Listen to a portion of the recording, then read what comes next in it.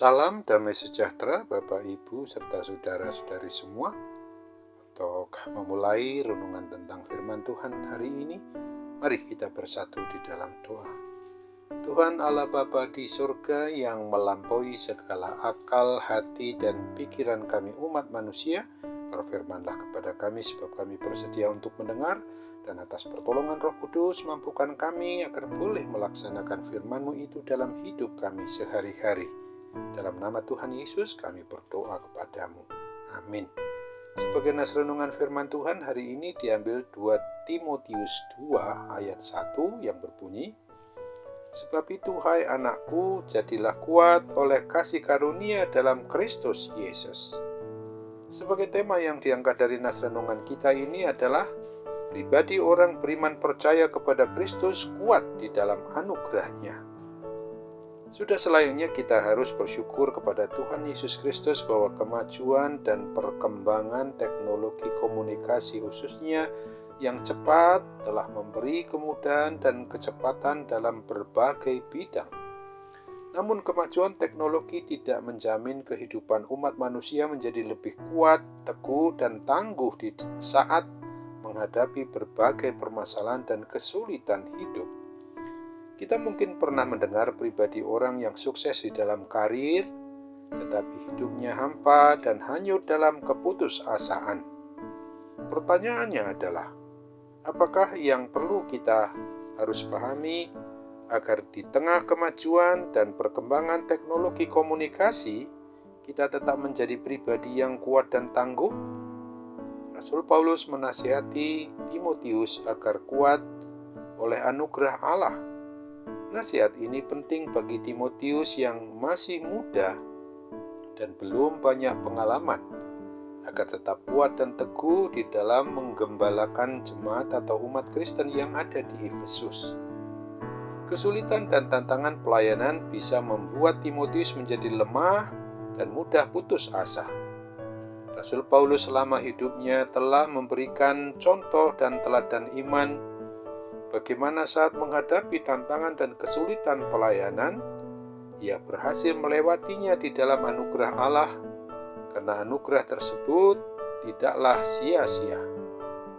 1 Korintus 15 ayat 10. Di dalam surat penggembalaan kepada Timotius anak rohaninya ini, Rasul Paulus menasihati dengan memberikan 3 gambaran bagaimana seharusnya menjadi pribadi yang beriman percaya kepada Kristus. Seorang pribadi yang beriman percaya kepada Kristus haruslah kuat dan teguh seperti seorang prajurit yang baik, olahragawan atau atlet yang mengikuti peraturan dengan benar, dan petani yang bekerja keras. Setiap gambaran karakter atau sifat memerlukan ketekunan dan ketahanan untuk menghadapi kesulitan yang dihadapi jika ingin berhasil. Prajurit yang tidak fokus sebelum perang berakhir tidak akan meraih kemenangan. Atlet yang tidak menaati peraturan-peraturan pertandingan tidak akan meraih medali. Dan petani yang bersantai-santai sebelum musim panen dimulai tak akan menuai hasil yang baik. Ketiganya membutuhkan kekuatan, ketaatan, dan kerja keras yang bersumber kepada Allah, Sang sumber kekuatan. Selain itu, mari kita sadari bahwa kekuatan itu tidak akan datang ketika seseorang duduk diam dan mengira Tuhan akan mencurahkannya begitu saja ke dalam dirinya. Mari, janganlah pernah kita takut di dalam menghadapi secepat apapun perubahan dunia di tempat di mana kita berada ini. Karena di dalam menjalani hidup kita ini, kita tidak sendirian. Sadarilah bahwa hidup kita umatnya ini adalah sebagai milik Sang Pencipta, Pemelihara, dan Pelindung atas diri kita umatnya, seperti yang diungkapkan dalam Roma 14 ayat 8 berikut ini. Sebab jika kita hidup untuk Tuhan, dan jika kita mati untuk Tuhan. Jadi baik hidup atau mati kita adalah milik Tuhan. Kita umatnya ini adalah milik Tuhan Yesus yang adalah sahabat bagi kita, yang selalu memberi kekuatan dan keteguhan iman percaya kita dan pertolongannya yang senantiasa nyata.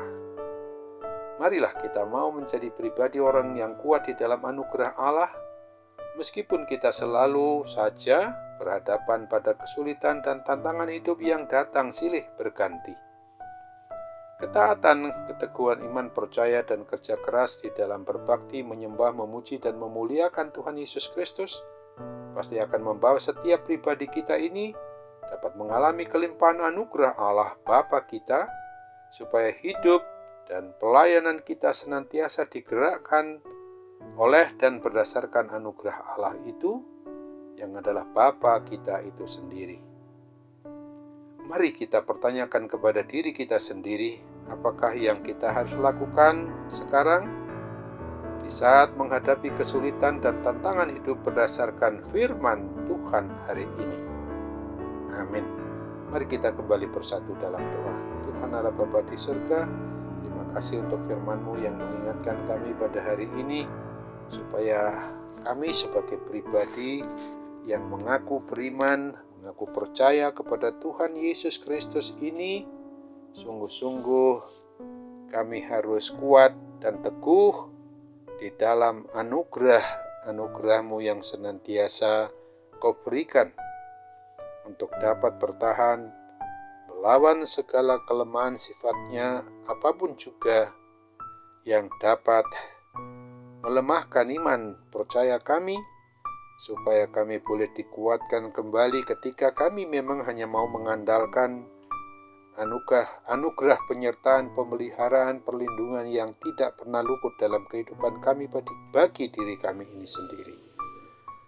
Termasuk ketika kami saat ini masih saja menanggung berat akibat gangguan sakit penyakit yang mendera diri kami, sakit penyakit dalam bentuk apapun juga, kami percaya bahwa Tuhan akan mengambil dari dalam diri kami, dan ketika juga masih ada, kami akan kuat teguh untuk mengandalkan kuasa pertolongan mujizat-Mu.